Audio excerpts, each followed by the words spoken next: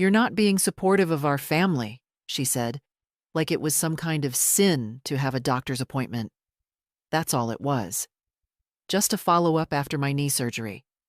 But apparently, needing one weekend for myself meant I no longer deserved to be their mother. I was sitting on the edge of my bed when the call came through. The Friday sun had barely tilted west, and I had just finished folding a small basket of towels, still warm, still smelling faintly of lavender. Jenna's name lit up the screen. I hesitated for a moment before answering. She only called when she needed something. "Hey, Mom," she said, skipping straight over greetings. "Can you watch the baby this weekend? We've got that work retreat in Asheville, and Emma's staying with Nate's parents. We'll be back late Sunday." I told her no, as gently as I could. I explained that I had an appointment Saturday morning, just a follow-up, nothing serious. But the timing was tight. And the truth was, I was tired. My knee still ached in the mornings, and 2 days alone with a 10-month-old was more than I could manage right now. There was silence on the other end. Then sharp and cold. "Wow. Okay. I guess you're just not being very supportive of our family." I felt it like a slap. I opened my mouth to speak, to remind her of the thousands of dollars I'd handed over for her down payment, the hours I'd spent rocking her babies while she napped, the nights I stayed when Tommy was colicky. But I didn't say a word. "What was the point?" "I just didn't expect this from you," Jenna continued. "We really needed you this weekend. I don't know what we're going to do now."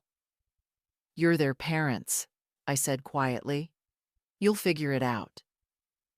She hung up without another word. An hour later, I received a text. "Please don't come by the house anymore. It's time for some boundaries. We've changed the locks." I read it twice. Then again. I thought my eyes were playing tricks on me.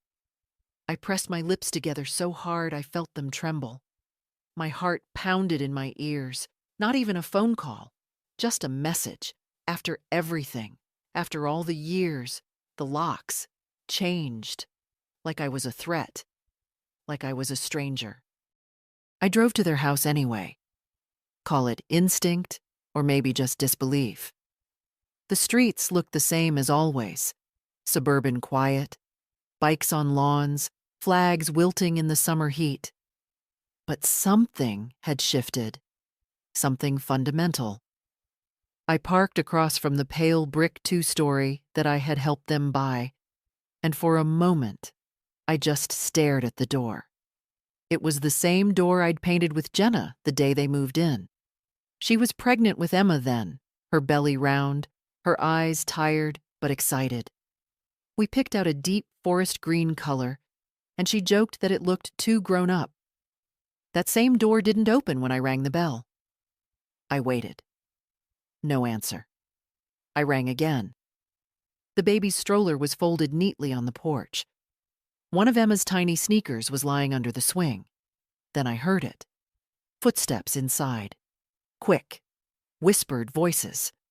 Someone peeked from behind the upstairs curtain. I rang a third time, more out of habit than hope. Nothing. I tried the key. The key I'd used for 5 years, ever since they made me a copy, just in case. It didn't turn. It caught and jerked, unmoving. She really had changed the locks. I walked back to my car slowly, like I was balancing something fragile. It was hard to tell if I was shaking from anger or grief, maybe both. I sat in the driver's seat and stared at the steering wheel. Then I started laughing. Quiet, breathless, ridiculous laughter. It came out in stutters and wheezes like I'd lost my mind, because that's what it felt like. Like I'd woken up in some alternate version of my life, one where my daughter had decided I was no longer needed. Or worse, unwanted. Back home, I made tea and forgot to drink it. I wandered the kitchen, touching things as if to remind myself they were real. The hand-drawn cards from Emma still hung on the fridge. Best grandma. I love you. Crayon hearts, shaky block letters. A paper turkey with my traced hand.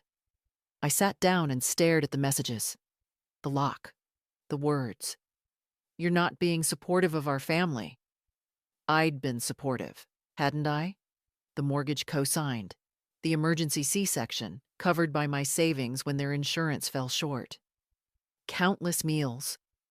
Babysitting at a moment's notice. Every birthday cake. Every Halloween costume stitched by my own hands. I didn't keep receipts, but the proof was everywhere. In their walls, their cupboards, their children. I picked up my phone and typed a message. Then deleted it. Typed another. Deleted it too. What could I possibly say? Nothing would sound right. Nothing would make them open the door. I stood by the window as the streetlights flicked on, one by one. I hadn't even changed out of the clothes I wore to run errands that morning. I didn't move until the clock struck midnight. And even then, I didn't sleep. The next morning, I moved through the house like a guest in someone else's life. The silence felt heavier than usual. I didn't turn on the radio like I always did. I didn't open the curtains. I didn't want the light. Instead, I sat at the kitchen table with a piece of dry toast and a cup of tea that went cold before I could drink it. The fridge hummed. The clock ticked. But everything else had gone still.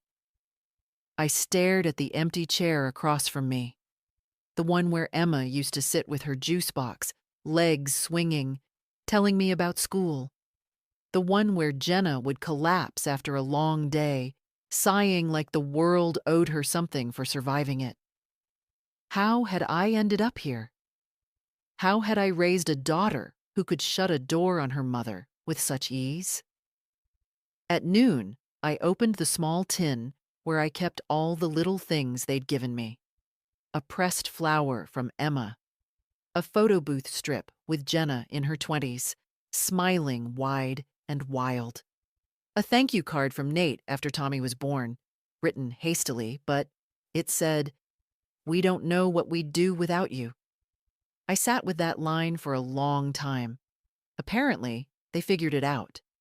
My phone buzzed once, and I jumped. But it wasn't Jenna. It was a spam message about car insurance. I set the phone down and pushed it away, like it might bite. Then I did something I hadn't done in years. I took out the folder. The big yellow one with the black clip. Family expenses written in faded ink across the top. Inside were records. I'd kept them, not for leverage, not out of pride, but because I was a librarian by trade and by nature. I recorded things. Not everything. Never the small favors, the sleepless nights, the hours I spent driving across town. But the big ones. The money. The legal things. The obligations I'd taken on because I was the only one who could. The $12,000 for their down payment. The $4,300 to cover Emma's hospital bills when Nate lost his job. The $800 stroller Jenna said she absolutely needed. The tuition payments I helped with so Emma could stay in her Montessori school. None of it was begrudged. Not then. I had the means. I had the heart. That was the role, wasn't it? The giving mother, the reliable grandmother, the solid background figure who keeps everything going without asking for anything in return. But now I was asking myself something for the first time. Who takes care of me? I looked around the house. No one else was here. No one was calling to check if I was okay. No one was asking if I'd eaten, if I was sleeping, if I had cried all night. I had. The grief wasn't loud. It didn't come in sobs or screams. It settled like dust in my lungs, slow, suffocating, and impossible to explain to anyone who hadn't felt it. She changed the locks. I whispered it aloud just to hear how absurd it sounded. Like I was some reckless intruder, instead of the woman who had once rocked her daughter through nights of fever and fear.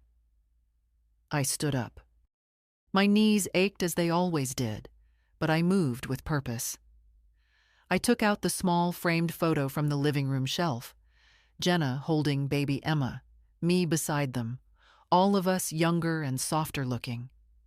I set it face down on the table. Then I walked into the bedroom and started looking for my lawyer's card. The card was where I'd left it, inside my old address book, between the dentist and the vet. I hadn't called Alan Rivers in over 6 years, not since I updated my will after my husband passed. But he'd known me since Jenna was in high school, and he'd always spoken to me like a person with a brain, not a sentimental old woman. I dialed the number and waited. "Rivers and McKinley, this is Abby," the receptionist chirped. "Hi, dear. This is Marilyn Joyce. I was a client of Mr. Rivers some years ago. I'd like to make an appointment with him at his earliest convenience."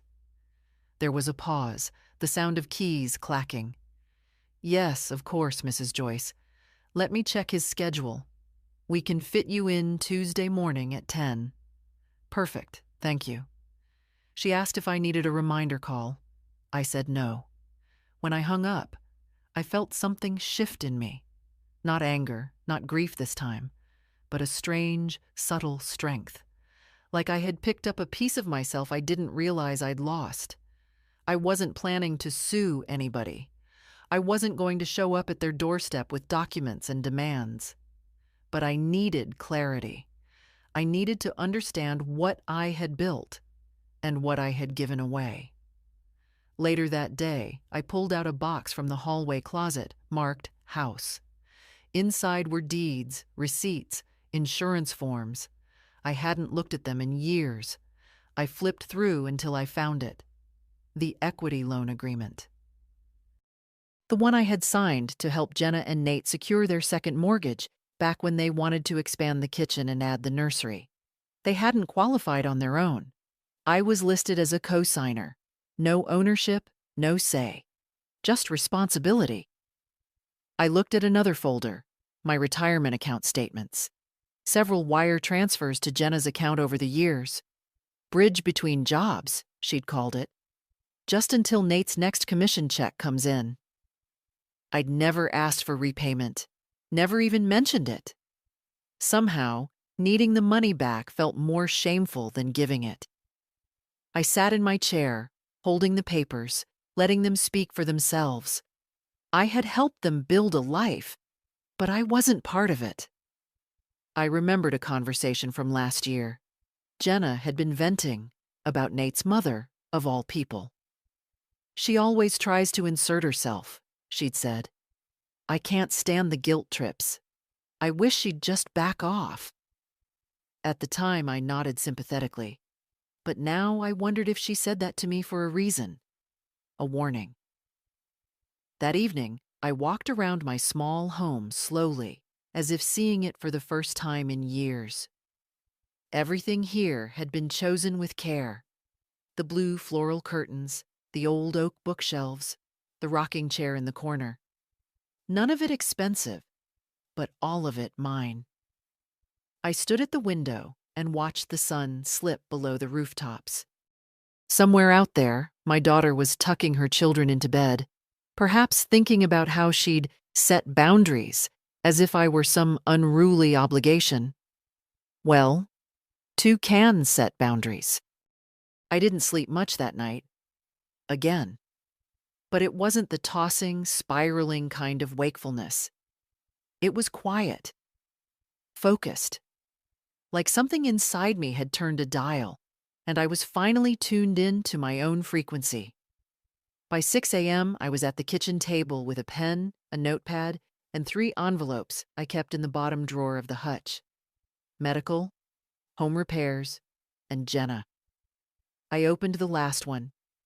Inside was every thank you card, every printed receipt, every bank slip I'd saved over the years, not for proof, not for shame, but for memory, for the record of where I had placed my love.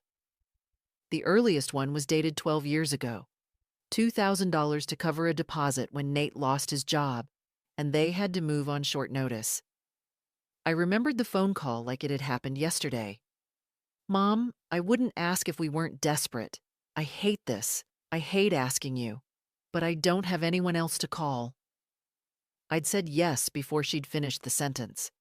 Then came the others, like breadcrumbs leading through a forest. Daycare gaps, insurance hiccups. That time Emma needed braces, and their dental plan wouldn't cover more than the consultation. All of it. Hundreds here. Thousands there. Each one a version of the same story. Just this once. We'll figure it out soon. Thanks, Mom. You're a lifesaver. But the problem with being a lifesaver is that no one thinks of you until they're drowning. And the moment they're back on dry land, you're forgotten. I thought of the times I said yes, even when I wanted to say no. When I canceled lunch with my one friend left in town so I could pick Emma up early. When I skipped my arthritis checkup because no one else could watch Tommy. When I spent my last winter's heating bill money on Christmas gifts for their kids because Jenna said Emma would be devastated without the dollhouse that all her friends had. Each time I told myself it was love, sacrifice, what mothers do. Now I wasn't sure if it was love or fear. Fear that if I stopped giving, I'd stop mattering. I set the envelope down and stood up slowly. My knees didn't like that, but they obeyed. I walked to the front door and opened it. The morning air smelled like dew and old grass. Across the street, my neighbor Helen was already watering her begonias in her pink robe. She waved. I didn't wave back. Not out of rudeness. I just couldn't lift my hand. Not yet. Back inside, I made tea and stared at my phone. Nothing. No message from Jenna, no follow-up, no apology, not even a line to explain. Was this really it? A weekend refusal, a doctor's appointment, a single word, no, and I was erased. I picked up the phone, scrolled to her name, hovered. Then I put it down again. What would I say? That I was sorry for needing one Saturday to take care of my own health? That I'd cancel the appointment again if she'd just let me back into the lives I'd helped build? I couldn't do that. Not anymore. Because here was the truth I'd been avoiding, and it hit me with the stillness of a final note. This wasn't the first time Jenna had punished me for setting a limit. It was just the first time she'd made it permanent. I thought back to last year when I told her I couldn't fly out for their anniversary because the doctor had warned against long-distance travel with my blood pressure. She hadn't spoken to me for weeks after that, said I was choosing my ailments over her milestones. Before that, the christening, when I'd asked if they could maybe consider a date when I wasn't scheduled for physical therapy. She'd told me I was being difficult, that she didn't need drama. Every time I advocated for myself, she responded with distance, coldness, silence. And I, like a fool, came crawling back, with gifts, with apologies I didn't owe, until now. Now I was standing still, letting the silence settle. I didn't send a text. I didn't offer explanations. I took a deep breath, walked to the filing cabinet and pulled out the folder labeled Estate. Then I picked up the phone and called Alan Rivers again. "Can we add a few more items to discuss on Tuesday?" I asked. "Of course, Mrs. Joyce. What's on your mind?" "My power of attorney. I'd like to revoke it, and I need to make some changes to my will." Tuesday couldn't come soon enough. I filled the time the only way I knew how, cleaning, dusting corners that hadn't seen daylight in months, scrubbing the kitchen grout with vinegar and an old toothbrush, rearranging books I no longer had the eyesight to read but couldn't bear to give away. It was a strange sort of preparation, like I was readying the house for a guest who would never come. The morning of my appointment, I woke up before the alarm and stood in front of the mirror longer than usual.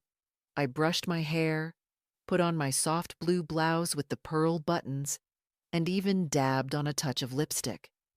Not for anyone else. For me, to remember who I was when no one was looking. The drive to Alan's office took 30 minutes, and I spent every second rehearsing the words in my head. But when I sat down in the brown leather chair across from him, the words came easily. "I'd like to revoke the power of attorney I granted to my daughter," I said plainly. Alan blinked, then nodded slowly. "That's no problem.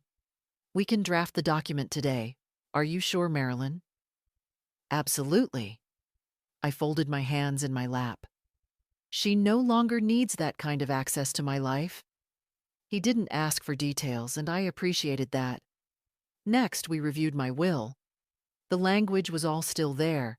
Jenna and Nate as primary beneficiaries, Emma and Tommy to receive small educational trusts.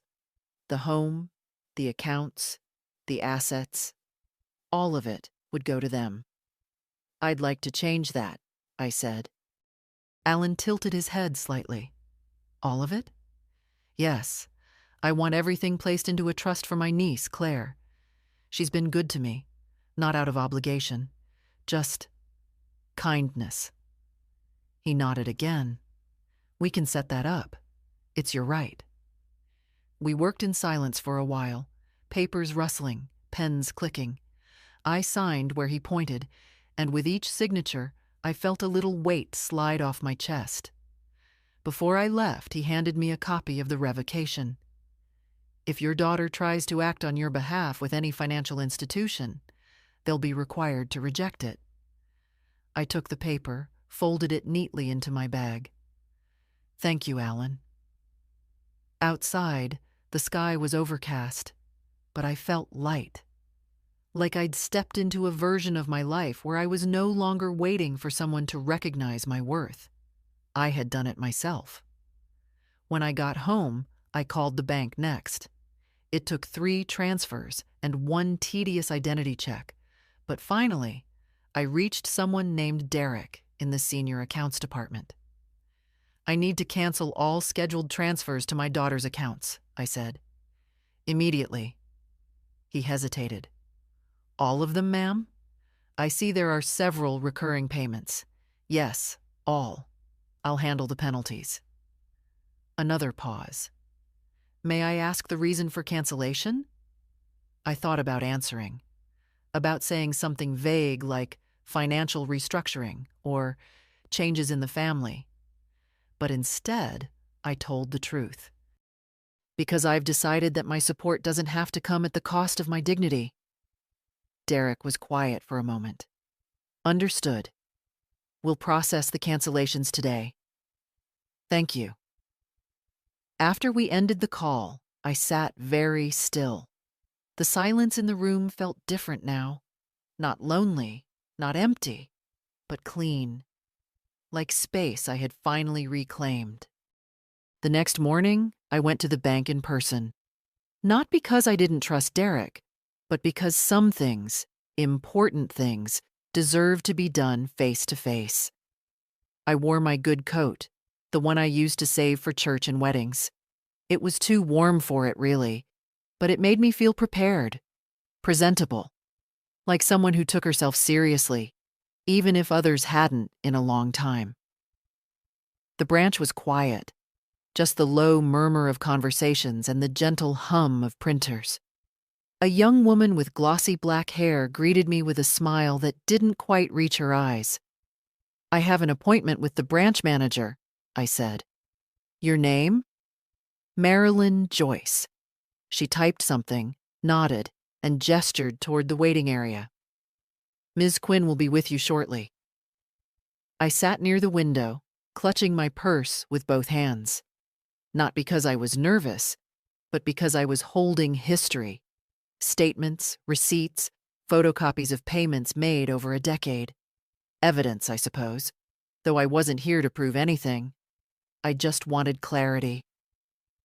Ms. Quinn appeared 10 minutes later, a woman in her 40s with a sharp blazer and eyes that missed nothing. She greeted me warmly, but professionally. "Mrs. Joyce, please come in." Her office was too cold. I didn't say anything. I just followed her and sat across the desk. "I understand you'd like to make some changes to your accounts?" "Yes," I said. "I want all outgoing transfers to my daughter's household permanently canceled. I also want to create a separate trust." She didn't blink, just reached for a pen. "Do you already have a beneficiary in mind?" "My niece, Claire Linton. She lives in Portland. She visits every year, calls just to say hello. She once drove across 2 states to bring me soup when I was sick." Ms. Quinn nodded without comment. "I'd like the funds that were previously designated for my daughter's household redirected into this trust," I continued. "But not just the recurring payments. All remaining discretionary funds I've held back in case of family need. I no longer consider that a healthy category." I thought I saw her mouth twitch into the barest hint of a smile. We spent the next hour going over details, percentages, access terms, investment options. I asked questions. I made decisions. I signed papers. "I'll need to submit identification forms for Ms. Linton," she said, "and some paperwork will need her signature to activate full access." "She's expecting it," I replied. "I already told her there might be something small. I didn't tell her how much." It wasn't an enormous sum by modern standards, but it was more than I'd ever had growing up, more than I'd ever expected to save. I wanted it to go to someone who would use it with care, not entitlement. When we finished, Ms. Quinn stood and extended her hand. "Is there anything else I can help with today?" "Yes," I said. "Can you print a list of every transaction I've made to my daughter's family in the last 10 years? She raised an eyebrow, but said nothing, simply typing at her keyboard. A few minutes later, she handed me a stack, page after page of deposits, transfers, payments. I took the bundle and slipped it into my purse without looking. "Thank you." Outside, the sun had come out. I walked to my car slowly, the documents pressing a gentle weight against my side. Not heavy, just real. Back home, I made tea and spread the pages across my dining room table. My own name printed over and over. Small sums, large ones. The monthly grocery stipend, Emma's private lessons, Nate's dental work, gas money, car payments, a water heater replacement. I circled each one with a red pen. Not to shame myself, to remember. I counted 123 transfers over 10 years, and that didn't include gifts, groceries, or babysitting. That didn't include the nights I slept on their couch when they were sick, or the holidays I spent cooking for 12 while they smiled for pictures and let me wash every dish alone. 123 times I said yes. Until now. That evening, I sat down with a fresh sheet of paper and wrote a letter. Not one I would send. Just one I needed to write. "Dear Jenna, I hope someday you'll understand that love and obedience are not the same thing. I raised you to be strong, and I'm sorry if that strength made you think I was unbreakable. I said yes too many times, not because I didn't have limits, but because I thought saying no would mean losing you. I see now I lost you anyway, so now I choose myself. I signed it, then folded it, placed it in the drawer, and let the stillness return. I hadn't planned to tell anyone, not yet. Not until the dust settled. But then the call came from Nate, late Thursday afternoon, unexpected and far too polite to be sincere. "Hey, Marilyn, just wanted to check in. Jenna mentioned you've been taking some space. We respect that. Of course. But she's worried about you." I almost laughed. Instead, I said, "I'm fine, Nate. Is there something you need?" There was a pause, short but sharp. "Well, I noticed the grocery transfer didn't come through this week, And the car insurance, too. I figured it was a banking error. No, I said. Not an error. Another pause. Longer this time. Right. So, is everything okay? I could hear it then, the shift in his voice. Concern hardening into irritation. That quiet entitlement rearing its head. I've decided to stop the payments, I said. All of them. There was silence, not even breathing. Then, did something happen?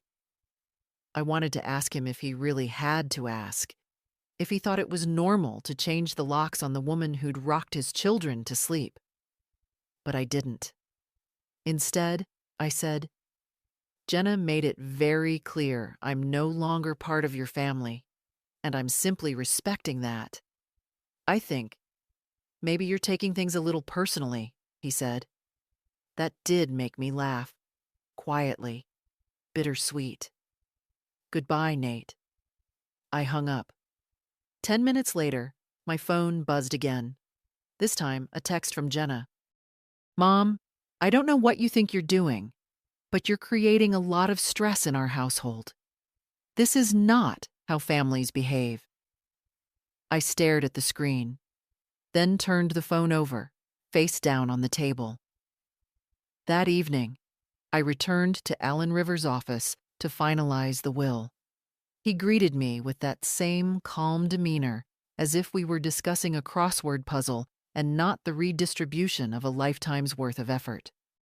Everything's prepared as we discussed, he said, handing me the thick document. Your niece Claire will inherit the house, the accounts, and the remaining assets. Your daughter and her family have been removed as beneficiaries. I read the first page slowly, feeling each clause land with quiet precision. And the trust? Active as of this morning, he confirmed. Claire's already received the notification and will have access once we complete the last signature. He handed me the pen. I didn't hesitate. When I was done, he gathered the papers, tapping the edges neatly into a folder. Are you sure you don't want to leave a token amount to your daughter? Sometimes people prefer a gesture, even symbolic. No, I said. I left her enough already. We sat in silence a moment. Then he said, more softly, It's never easy, Marilyn, even when it's necessary. I met his eyes. She changed the locks. That was the easy part. For her. I'm just following the rules she set. He nodded. Outside, the wind had picked up, rustling leaves down the sidewalk. I walked to my car slowly, not because my knees were stiff, but because I felt strangely tall, anchored. When I got home, I poured myself a glass of wine, something I almost never did. I wasn't celebrating, not exactly, but I wanted to mark the moment, not with fanfare, but with quiet acknowledgement. I had done something hard. I had told the world I would not be used anymore, not even by those I loved most. And strangely, in the stillness of that evening, I felt no regret. Later, as I washed the glass and turned off the lights, I passed the small side table in the hallway, the one with the frame of Emma's first school picture. I stopped. Gently, I lifted the photo out of the frame and tucked it into a drawer, not to throw it away, not to forget, but because I no longer needed it to remind me who I was. The next morning, I got a knock at the door. Not the postman, not a neighbor, not even someone I expected. It was Lorraine Baxter. She stood there with a paper bag and a half smile that didn't quite mask her concern. I brought cinnamon rolls, she said. Still warm. Figured you might not be baking much lately.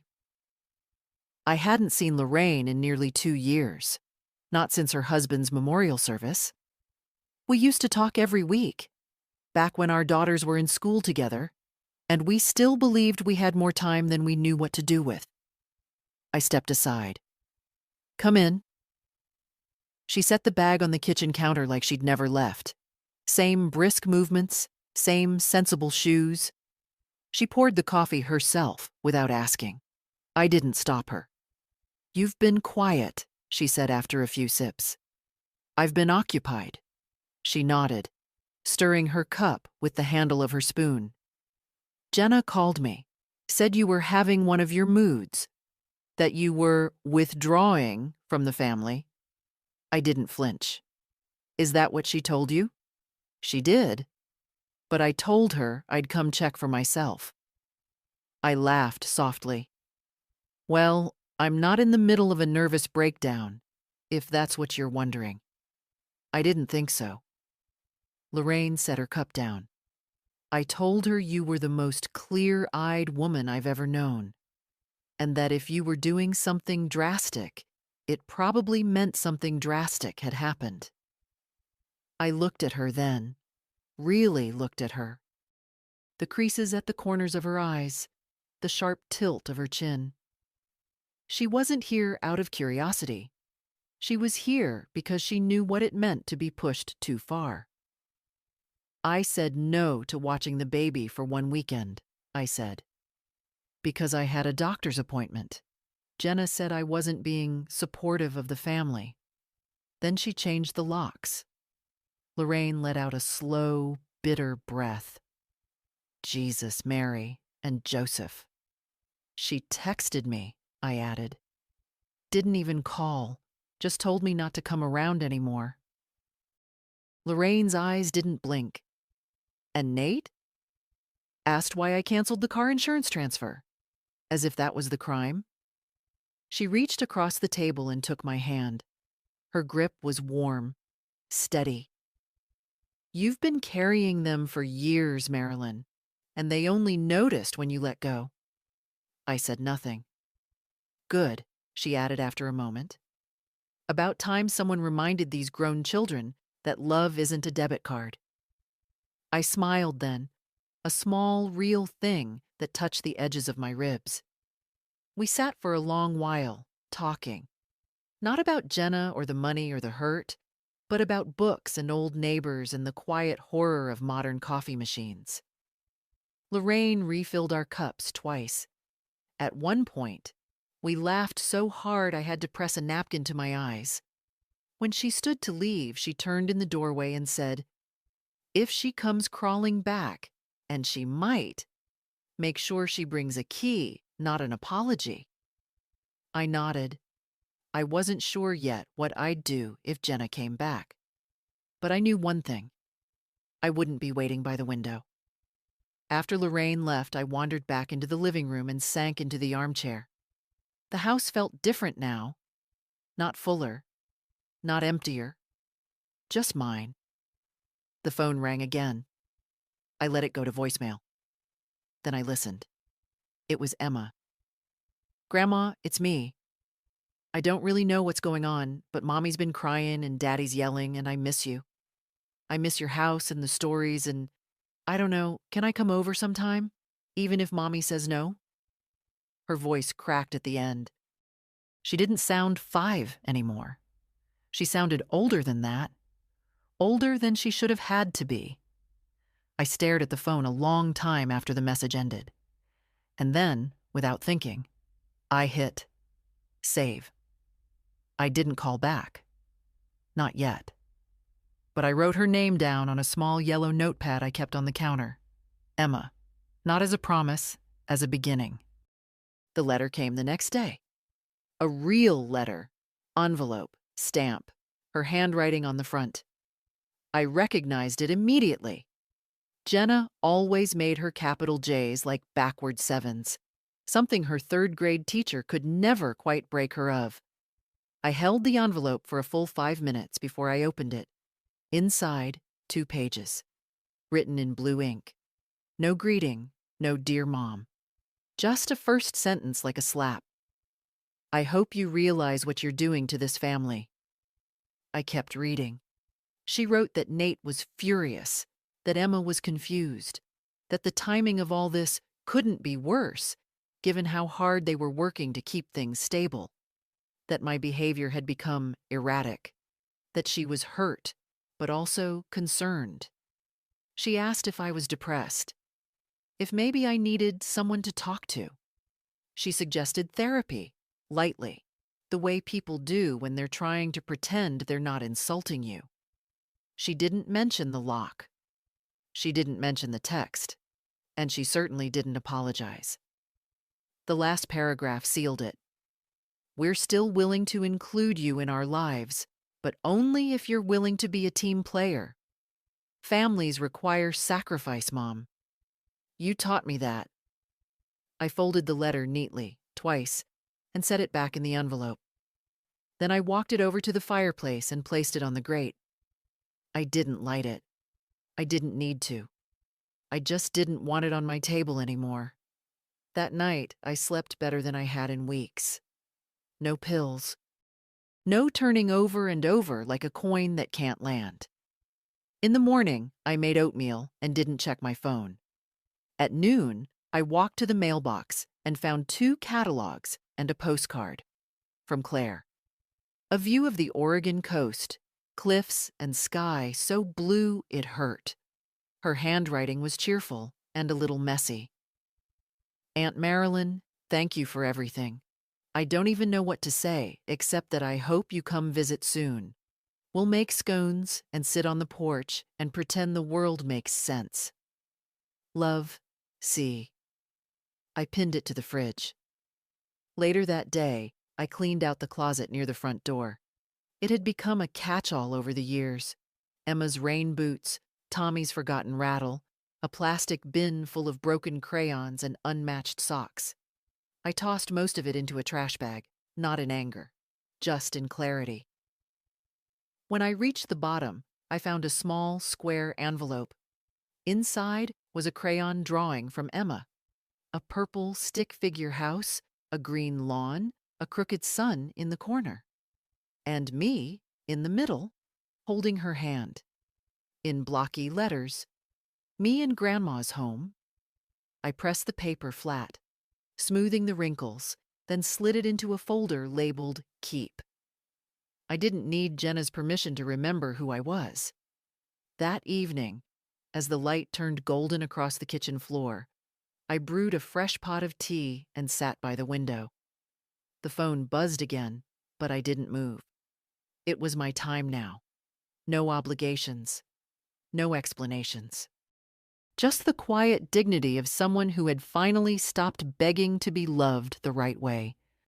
I hadn't been back to the library in over a year, not since the day I finally turned in my name badge after 42 years of service and 3 more as a volunteer. I told them it was time. My joints ached. The computers were getting faster than me, and the new director had this way of smiling like she was always just tolerating me. But on Monday, something nudged me out the door. Not guilt, not loneliness, curiosity.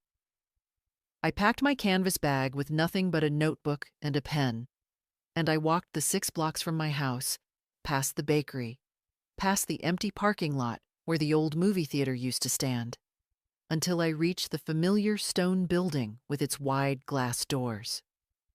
It smelled the same. Paper, dust, and that faint undertone of lemon-scented polish they used on the floors.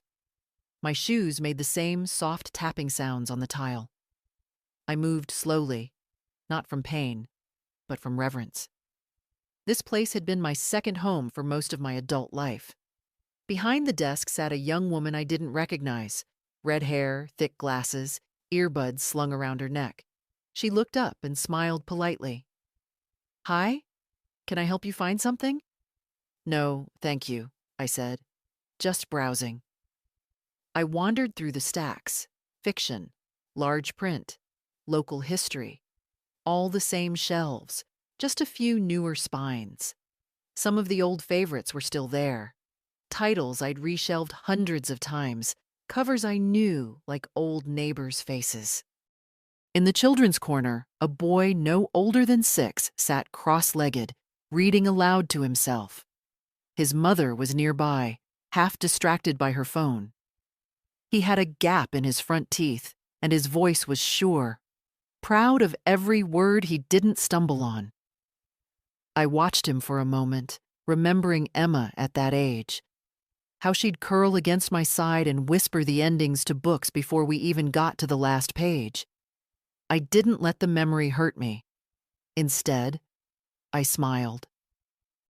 Near the back, in the reference section, I saw a familiar sight. The old donations cart. People used to drop off books, mostly paperbacks with cracked spines or coffee stains. I used to sort them myself, deciding what could be saved and what was best tossed. As I leaned to scan the spines, someone behind me said, "You're Marilyn Joyce, aren't you?" I turned slowly. The red-haired girl from the front desk stood there, holding a clipboard. "Yes," I said, "though I'm not on the staff anymore." "I know, but I've heard about you. You ran the summer reading program for, what, 20 years?" 23, I corrected with a smile. "We used to give out popsicles for the top readers, before the air conditioner worked properly." She grinned. "I'm Alina. I just started 2 months ago. It's honestly kind of overwhelming." "Well," I said gently, "the Dewey Decimal System hasn't changed. That's something." She laughed, then hesitated. "Would you maybe, I don't know, be willing to come in sometime? Help us sort donations. The backlog's a mess and I could use a second pair of hands." It caught me off guard, being needed for something real, something not tied to family or guilt or obligation. "I'd like that," I said. She seemed relieved. "Great.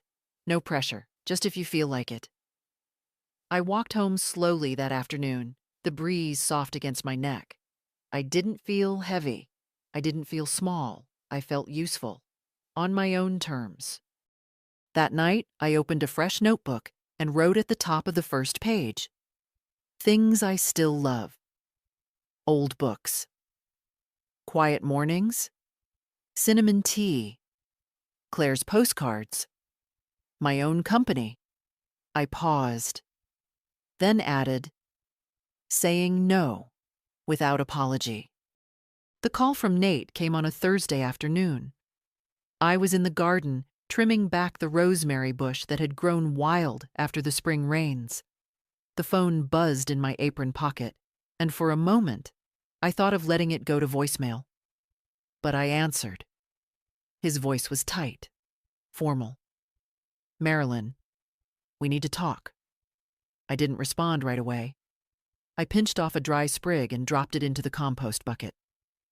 "We've been trying to be patient," he continued. "But this is getting out of hand."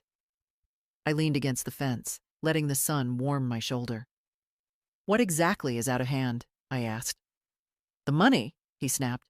"The sudden cancellations. The trust thing. Jenna's beside herself. She changed the locks on me, Nate. She was upset. I said no to babysitting for one weekend because I had a medical appointment." There was silence. "She felt abandoned." "She felt inconvenienced," I corrected. "And instead of talking to me like a grown woman, she sent a message and changed the locks." "She's under a lot of pressure." "We're all under pressure," I said. "But not all of us retaliate by cutting off our mothers." He exhaled hard, then shifted tones. "Look, let's be reasonable. You're making a statement. We get it. But this is hurting Emma. She misses you. She asks about you every night." The words pierced me more than I expected. Not because they were manipulative, because they were true. But I stayed quiet. "Don't you want to fix this?" he asked. "For her?" I took a breath. "I want a relationship with my granddaughter," I said. "But I won't earn it with silence and money. Not anymore." "So what? This is a punishment?" "No," I said. "This is a boundary. You two made a decision. And I'm finally making one of my own." His voice hardened again. "You're destroying this family." "No," I said calmly. "I've been holding it together for years. You just didn't notice until I stopped." I ended the call. I didn't cry. I went back to my rosemary. Later that evening, I poured myself a glass of water and sat on the back steps as the sun dipped low behind the neighbor's roofline. The phone buzzed again. A new message. From Jenna. "Mom, I just don't understand what you're doing. This isn't you. It's cruel. You're leaving us in a mess. The mortgage is due. The cards are maxed. You've always said family takes care of family. Why stop now?" I stared at the screen, then opened my notebook and wrote, "Because I've finally learned that family isn't just who you take care of. It's who takes care of you." The paperwork was finalized that Friday morning.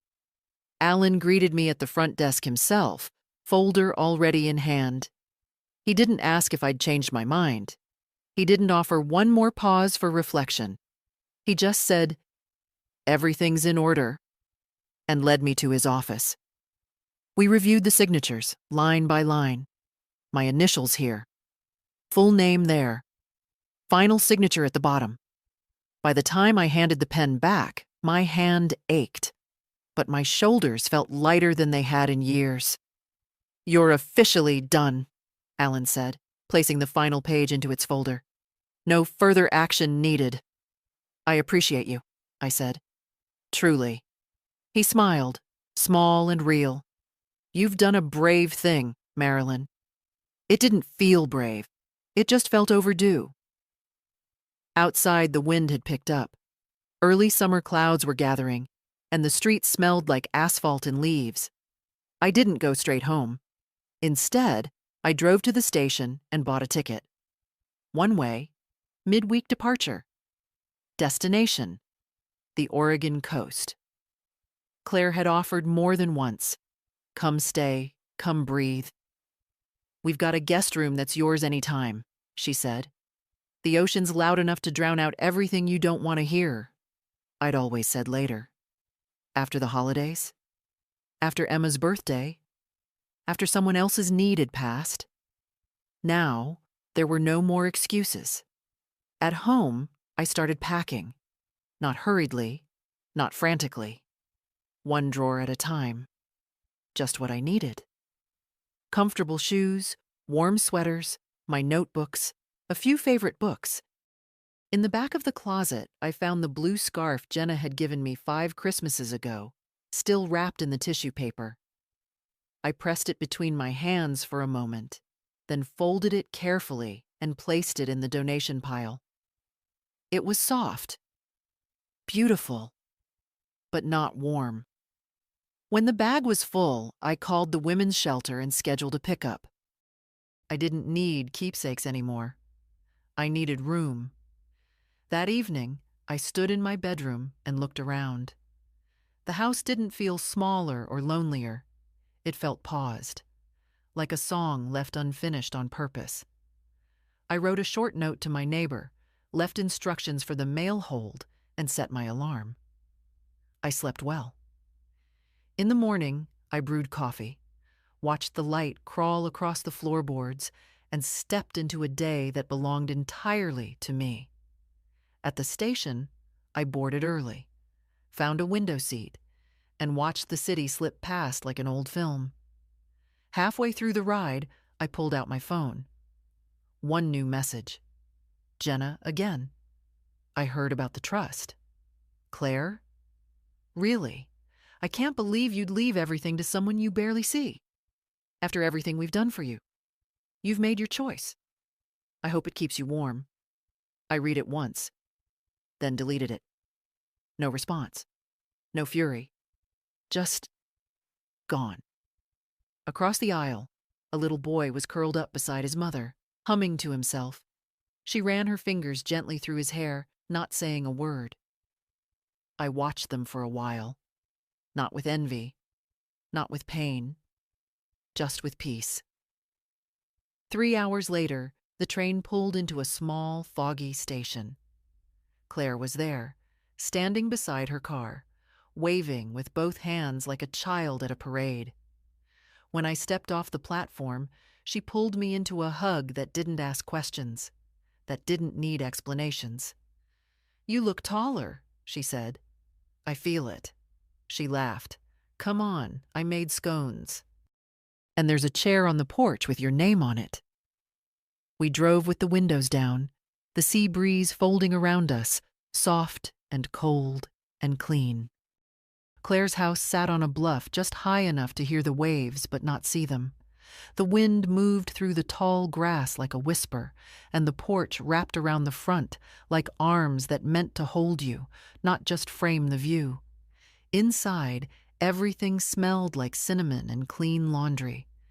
There were books on every surface, chipped mugs in the sink, and a cat named Percy, who immediately took to my lap like he'd been waiting for me all along. I didn't unpack right away.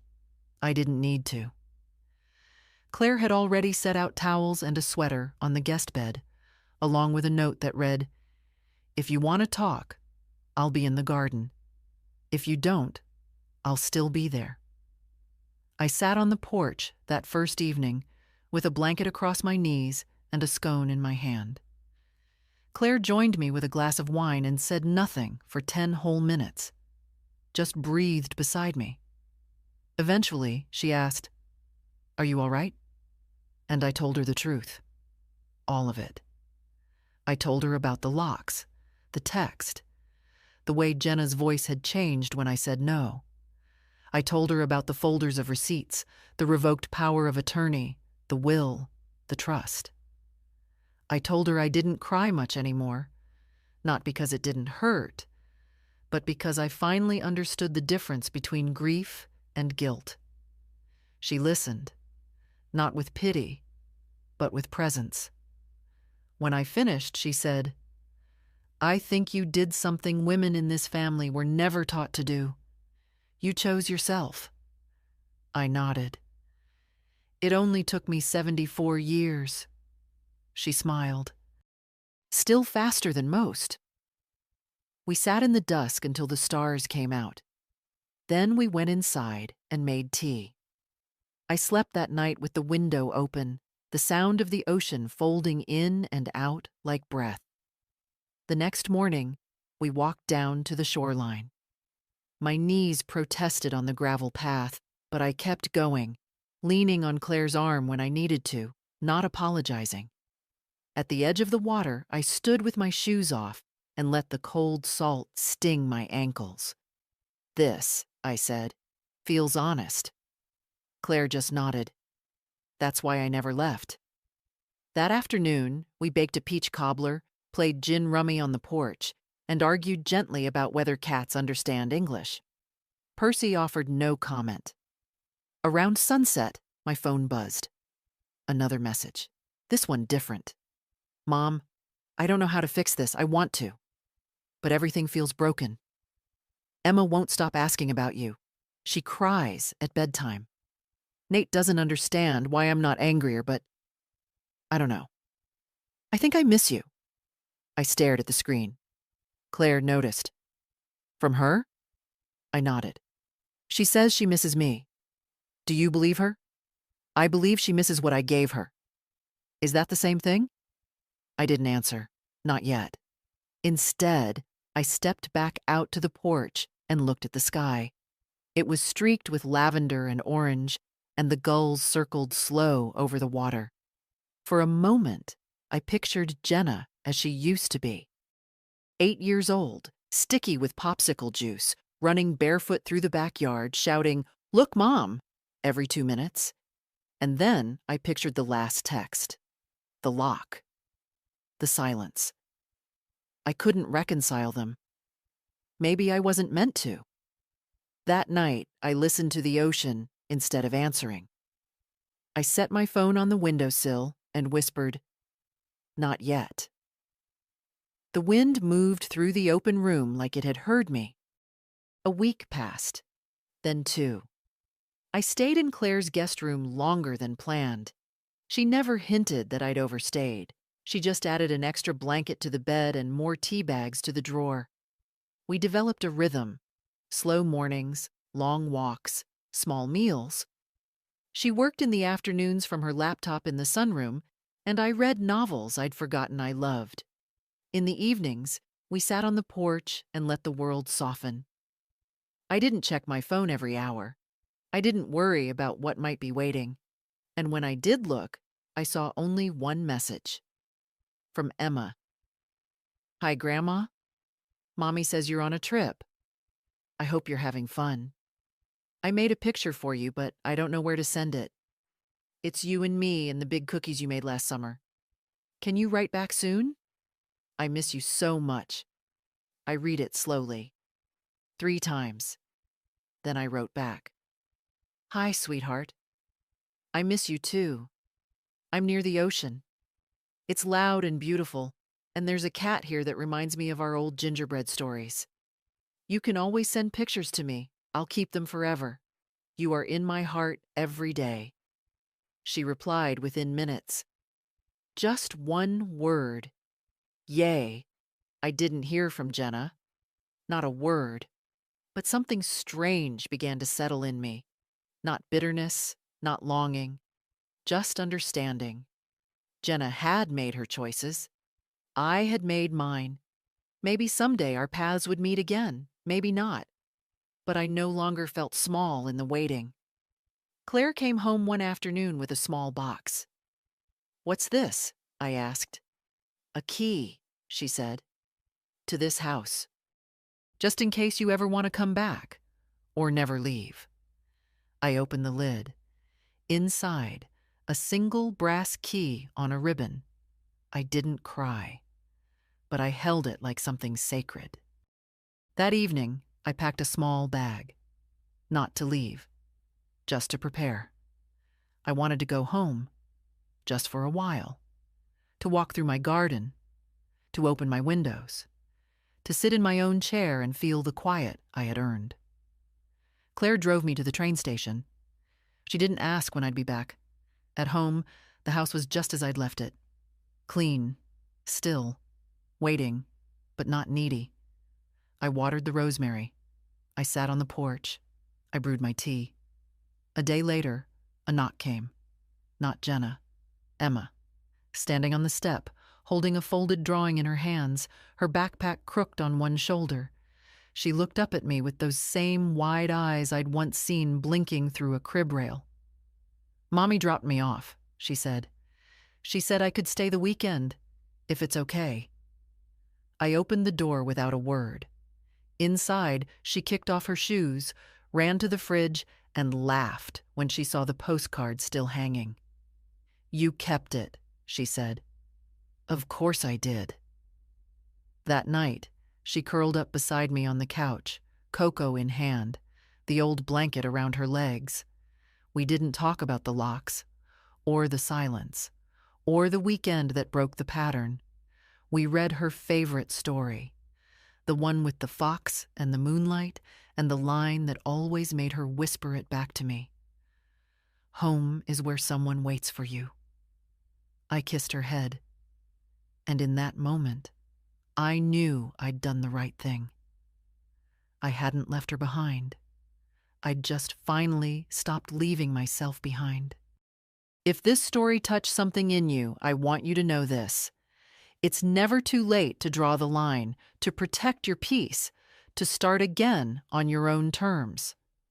Leave a comment if you've ever had to make the hard choice, and follow for more stories that speak the quiet truths we don't say out loud.